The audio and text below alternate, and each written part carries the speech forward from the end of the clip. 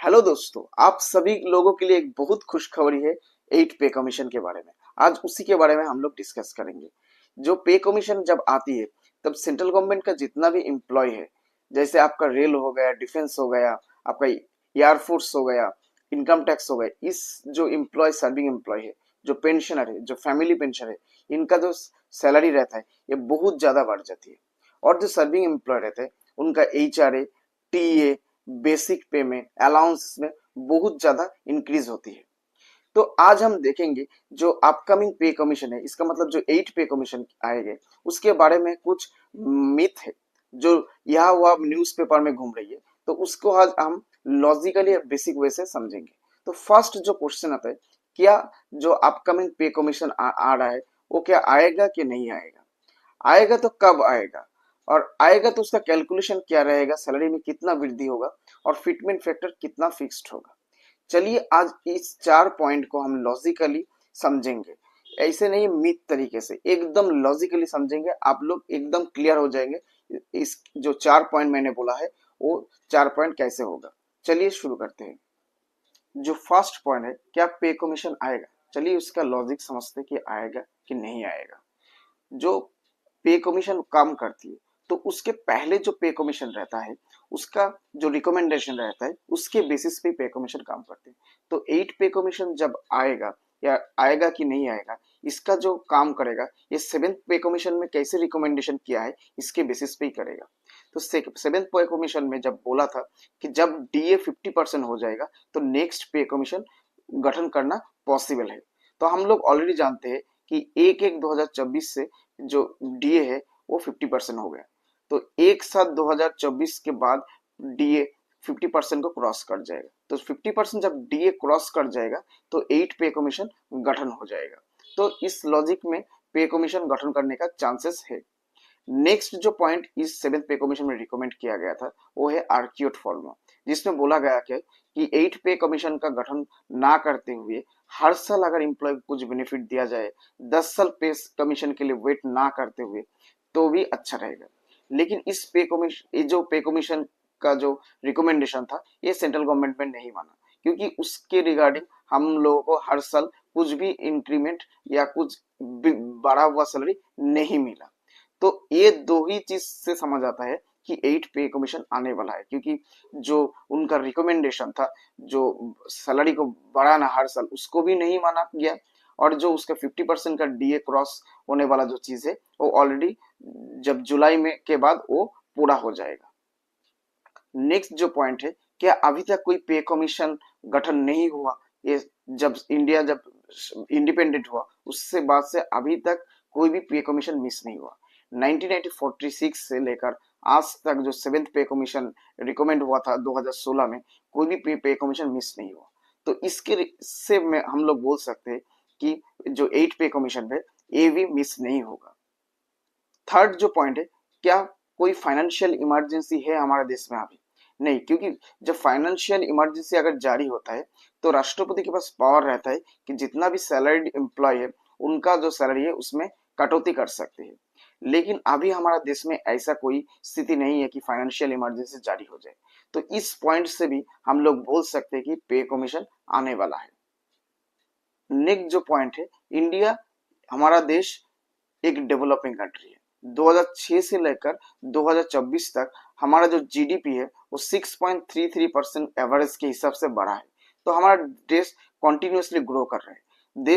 हमारा देश का जो सेंट्रल गवर्नमेंट है उनका इनकम दिन ब दिन बढ़ रही है। तो सेंट्रल गवर्नमेंट जो इम्प्लॉय है उनका भी सैलरी में वृद्धि होना चाहिए। और ये चीज डेफिनेटली सेंट्रल गवर्नमेंट में अभी है उस सरकार डेफिनेटली देखेगा। तो इस पॉइंट से भी है, हमारा देश डेवलपिंग कंट्री है, तो डेफिनेटली हमारा जो सैलरी में वृद्धि होने के लिए जो पे कमीशन वो आना चाहिए।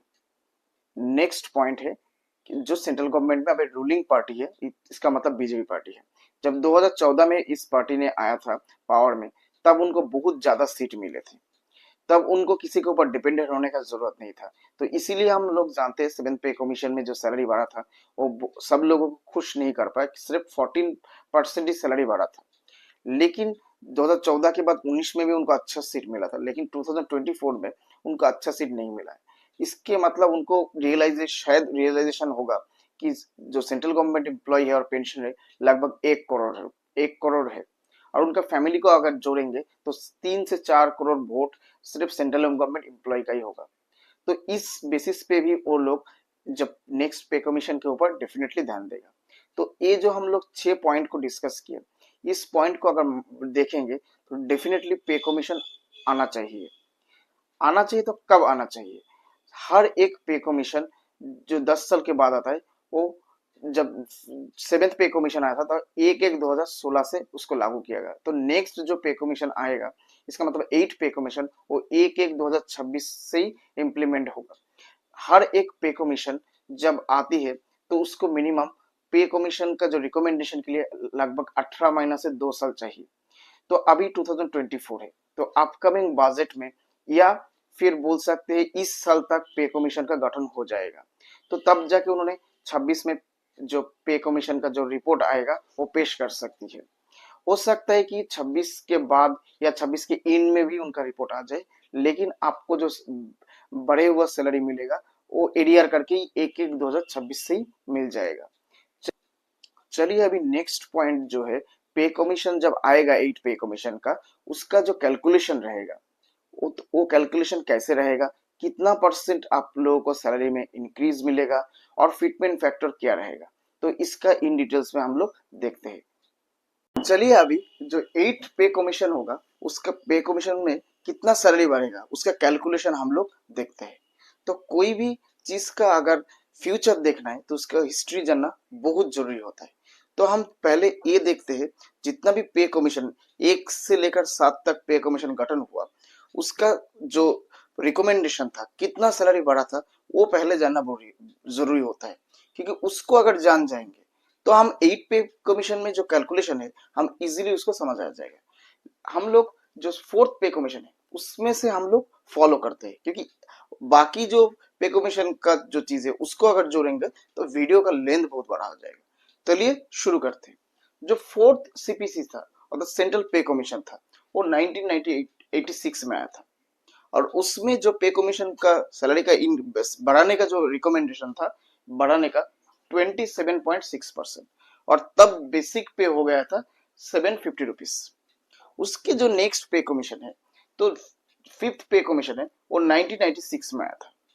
तब जो सैलरी बढ़ाया था तो 31% का सैलरी बढ़ाया था। तो जब सैलरी 31% बढ़ गया था तो बेसिक हो गया था 2550 रुपीज।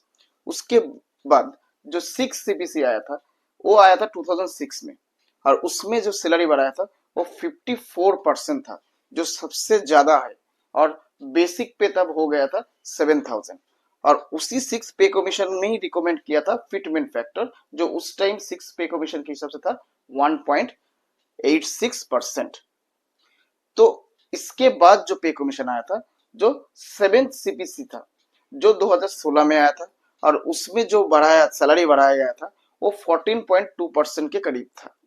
जो जितना भी पे कमीशन था इससे पहले 1 से 6 सबसे लोएस्ट है, और तब जो बेसिक हो गया था 18,000 हो गया था, और फिटमेंट फैक्टर फिट किया गया था 2.57%। लेकिन ये जो 2.57 जो फिटमेंट फैक्टर फिट किया गया था, ये था जो नीचे स्तर का कर्मचारी है उनके लिए। जो उससे ऊपर था उनको थोड़ा बढ़ा बढ़ा के फिटमेंट फैक्टर दिया गया था अप टू 2.67 तक। क्यों? इसका लॉजिक हम लोगों को अगर आप देखेंगे तो जो लोग का सैलरी ज्यादा होता है तो उनका इनकम टैक्स भी ज्यादा देता है। तो इस लॉजिक को अगर देखेंगे तो उनको सैलरी शायद इसी वजह से जो 7 सीपीसी ने रिकमेंड किया था थोड़ा फिटमेंट फैक्टर को बढ़ा के देने के लिए। चलिए जो मेन मुद्दा है अभी 8 पे कमीशन, तो उस कब आएगा? तो हर एक पे कमीशन जब 4th से देखेंगे तो हर एक पे कमीशन 10 साल के बाद ही गठन हो गया था। तो इस जो पे कमीशन है ये भी 2026 में ही आएगा, 1/1/2026 से ही ये इम्प्लीमेंट होगा। लेकिन इसका जो पे कमीशन का गठन होगा वो 18 महीना से 2 साल पहले ही होगा। इसका मतलब 2024 में ही गवर्नमेंट जो करेंट गवर्नमेंट रहेगा उसने अनाउंस करेगा ये पे कमीशन गठन करने के बारे में। नेक्स्ट जो पॉइंट है कितना बढ़ेगा, तो अगर आप प्रीवियस 7 सीपीसी देखेंगे तो उसमें सिर्फ 14.2% ही बढ़ाया था, और उसी करंट गवर्नमेंट अभी भी है। तो जो बढ़ाने का जो चांसेस है, जो पहले वाला जो हम लोग सीपीसी में देखा है अप टू 54% तक भी बढ़ाया, इतना इस पे कमीशन में नहीं बढ़ेगा। तो कितना बढ़ेगा इसको भी हम लॉजिकली तरीके से देखेंगे, और बेसिक पे कितना होगा उसके बाद, और फिटमेंट फैक्टर भी क्या होगा, ये सब हम लॉजिकली देखेंगे। चलिए अभी एग्जाम्पल के तहत जो 8 सीपीसी में जो कैलकुलेशन होगा सैलरी वृद्धि होने का, उसको हम देखते हैं। और एग्जाम्पल के लिए हम लेवल ऑन को लिया है, जो 7 सीपीसी में लेवल ऑन है उसको एग्जाम्पल के तहत लिया है। क्यों लेवल 1 को लिया है? इसका कारण है कि जो सेंट्रल गवर्नमेंट एम्प्लॉय है उसमें सबसे ज्यादा लोग लेवल ऑन में जॉब करते हैं, और लेवल ऑन में ही सबसे कम सैलरी बढ़ाया गया था लेवल 7 सीपीसी में।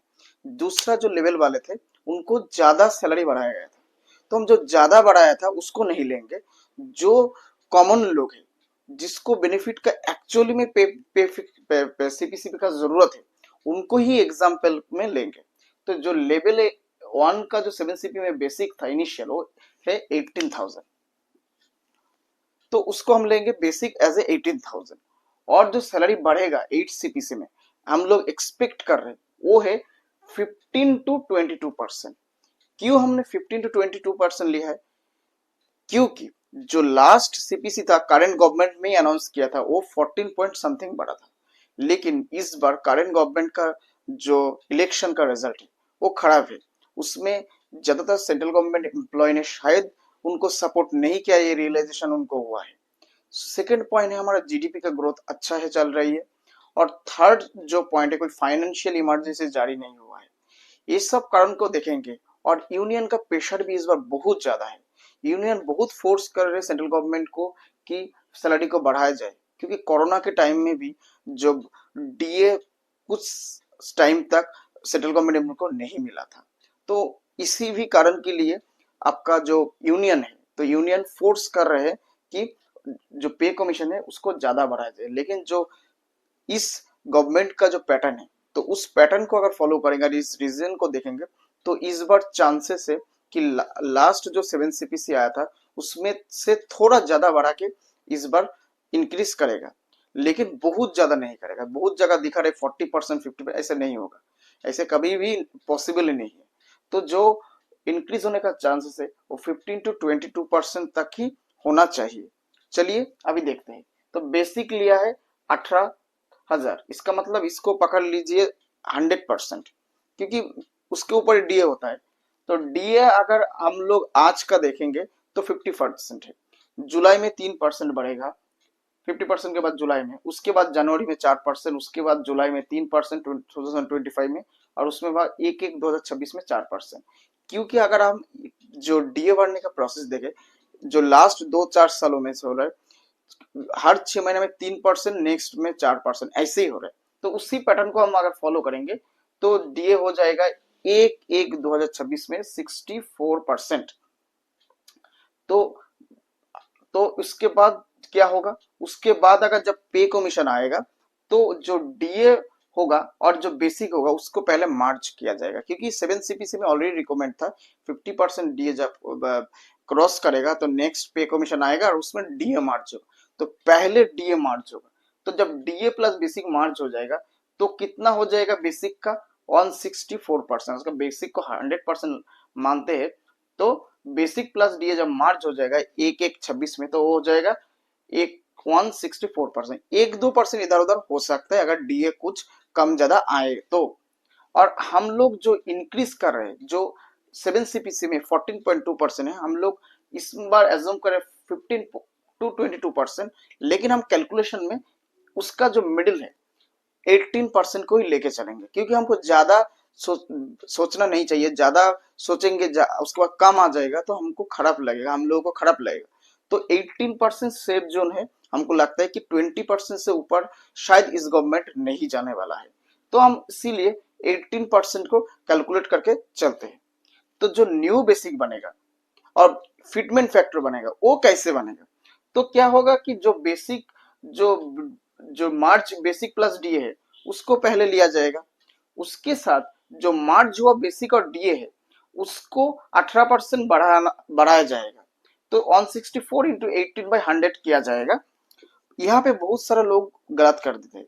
यहाँ पे बहुत सारे वीडियो में भी मैंने देखा है क्या है कि 100% लिया है जो बेसिक है, उसी के ऊपर 18% बढ़ाया है, और उसके बाद जो डीए है उसको 60%, 64% को ऐड किया है। तो जो डीए करंट उसी टाइम चलेगा, तो उस डीए के ऊपर जो बढ़ने वाला चीज है उसको नहीं दिया गया है, लेकिन वो देना चाहिए। क्यों देना चाहिए? तो उसमें आएगा 182, इसका मतलब फिटमेंट फैक्टर आएगा इसी हिसाब से 1.82। लेकिन ऐसे नहीं होगा। कैसे होगा? न, जो बेसिक प्लस डीए जो पहले मार्च होगा और मार्च के ऊपर 18% बढ़ेगा, तो लगभग जब बढ़ेगा तो वो 18 की जगह में 29.52% बढ़ेगा। तो उसको हम अगर, क्योंकि 52 है तो 50 से ज्यादा है, तो पे मैट्रिक्स का रूल है, उसको नेक्स्ट किया जाएगा। तो 30 इसको पकड़ लेते हैं, तो 194, इसका मतलब फिटमेंट फैक्टर होगा 1.94। तो पहले हम जानते हैं, जो हमने इसको 18% बेसिक प्लस डीए के ऊपर लिया, क्यों लिया? तो इसके लिए हमको चलना पड़ेगा 7 सीपीसी की कैलकुलेशन में, क्योंकि इसी गवर्नमेंट में 7 सीपीसी को दिया है, तो इसी पैटर्न को फॉलो करने का चांसेस है। तो उसमें अगर फॉलो करेंगे तब 6 सीपी से 7 पीसी, जब 6 पीसी में था बेसिक था 7000, जब डीए अनाउंस हुआ, जब 7 सीपीसी आया था, इसका मतलब 1/1/2016 को डीए था 125%। तो मार्च जब किया है तो तब हो गया था 125 प्लस 100%, जो तो बेसिक का 220% हो गया था। लेकिन उसके बाद कितना परसेंट इंक्रीज किया था?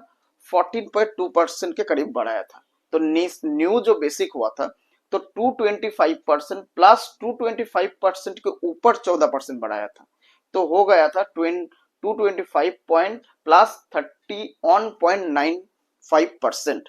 तो उसको अगर 95 को अगर 31 प्लस 0.95 को 32 कंसिडर किया जाए, तो ये हो जाता है 257, जिसको फिटमेंट फैक्टर होता है 2.57। तो हम इस लॉजिक से अगर देखेंगे, तो हम लोग सब जानते हैं सेंट्रल गवर्नमेंट का जो 7 सीपीसी था, उसमें जो फिटमेंट फैक्टर था वो था 2.7% ही था। तो इस लॉजिक के साथ हमने इस इंक्रीज को बढ़ाया है।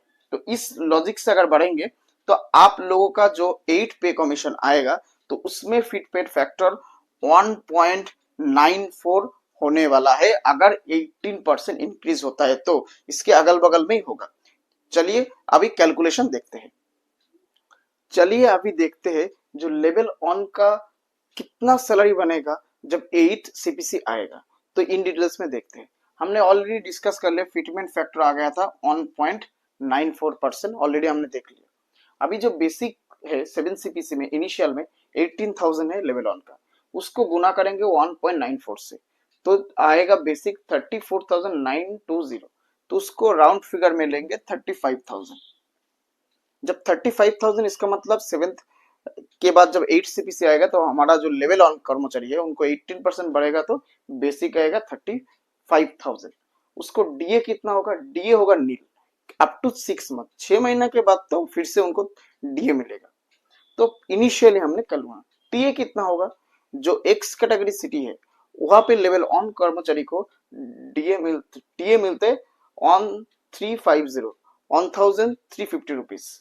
उसको अगर 1.94 से गुना करेंगे तो आएगा 2619। क्यों 1.94 से गुना किया? क्योंकि हम लोगों को पता है जब टीए जो बनता है हमारा, वो बेसिक के साथ डीए मिला के बनते हैं। तो हमने बेसिक और डी को तो ऑलरेडी मार्च कर लिया, और मार्च करने के बाद 18% बढ़ाया, उसके बाद फिटमेंट फैक्टर 1.94 आया। तो इसीलिए टीए के ऊपर भी 1.94 गुना होगा, तो आ जाएगा आपका टीए 2619 एक्स कैटेगरी सिटी के लिए। नेक्स्ट आएगा एचआरए। एचआरए जो लेवल ऑन कर्मचारी है उनको दिया जाता है अभी एक्स सिटी में 5,400 रुपीज। लेकिन अगर हमने एचआरए देखते हैं, जब 6 पे कमीशन से 7 पे कमीशन आया था, उसी टाइम जो हमारा एचआरए था, तो एचआरए था 10%, 20%, 30%, जिसको 7 सीपीसी में घटा के 24%, 27% वो और 30% किया था। कि इनिशियली 24%, जब डीए 25% हुआ था, उसको 27%, अब जब 50 हुआ तब उसका 50%, 30% किया गया एचआरए। तो इसका मतलब है एचआरए को घटाया गया था 6 सीपीसी जब 7 सीपीसी में आया था।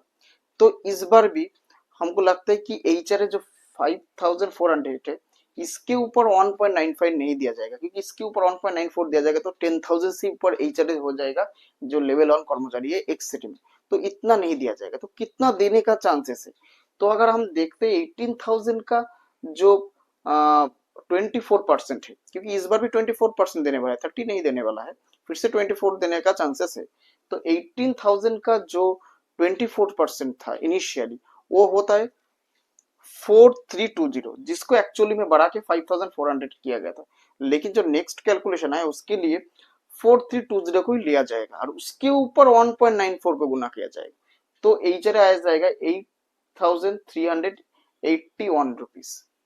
तो इतना आ जाएगा और इतना देने का चांसेस भी है गवर्नमेंट को, क्योंकि 5400 से लगभग 3,000 रुपया बढ़ जाएगा, इतना बढ़ा सकते हैं। लेकिन इसके ऊपर 1.9% नहीं देने वाला है एक सिटी के लिए।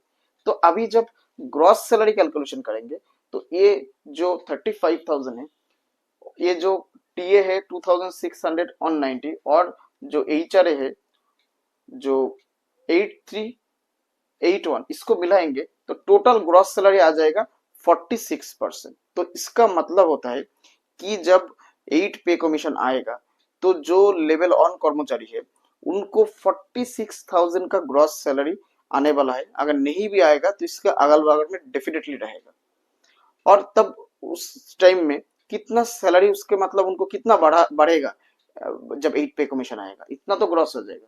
तो उसको अभी हम देख लेते हैं कितना इंक्रीज होगा। तो 46,000 उनको हो जाएगा अगर 80% बढ़ेगा, तो कितना बढ़ेगा तब उस टाइम उनका बेसिक रहेगा 18,000, एचआरए रहेगा 64, डीए रहेगा 64%, तो इसका 64% होता है 11,520 रुपीज। उस टाइम टीए रहेगा ऑन 350 के ऊपर 64% जो होता है 2214, और एचआरए रहेगा ऑलरेडी हमको पता है एचआरए दे रहे 5,400। तो 5,400 अगर देगा तो टोटल जो सैलरी आएगा उसी टाइम अगर 7 सीपीसी में तो 37,000 ऑन 34 रहेगा उनका टोटल उस टाइम का सैलरी एज पर 7 सीपीसी, और 8 सीपीसी के हिसाब से रहेगा 46,000।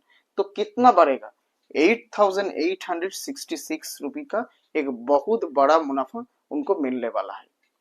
तो पे कमीशन जब आती है डेफिनेटली सैलरी बढ़ते हैं, और जो हमने कैलकुलेशन किया इसमें जो जितना 18% बढ़ाने के बाद 8,866 रुपीज बढ़ा लेवल ऑन कर्मचारी को। तो हम उम्मीद करते हैं जितना हमने बढ़ाया है इसका अगल बगल में ही शायद पे कमीशन रिकमेंड करेगा, शायद 7,000 से 10,000 तक लेवल ऑन कर्मचारी को बढ़ना चाहिए, इससे ज्यादा इससे कम नहीं बढ़ना चाहिए। तो अगर आप लोगों को इस वीडियो में अच्छा लगा या कोई कैलकुलेशन मेरे से मिस्टेक हो गया या आपको इसी रिगार्डिंग और भी कोई वीडियो चाहिए तो डेफिनेटली कमेंट्स करके जाइए जनाइएगा। Thank you.